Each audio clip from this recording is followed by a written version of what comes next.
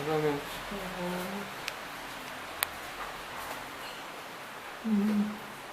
Mas aqui uma vez morou o pai, o filho, depois morou dois rapazes, o pai e o filho compraram a casa em São José.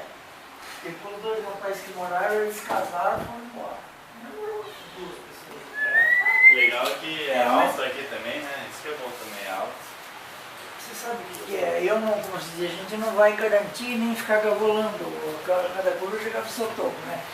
Mas aqui é bom porque é tudo família aqui. Aqui embaixo mora minha filha, eu moro aqui.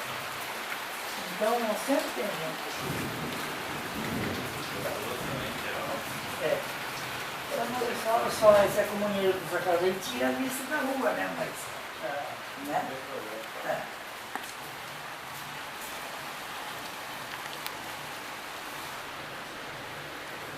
Agora, caso o rapaz saia, o pai dele vai vir a semana que vem resolver isso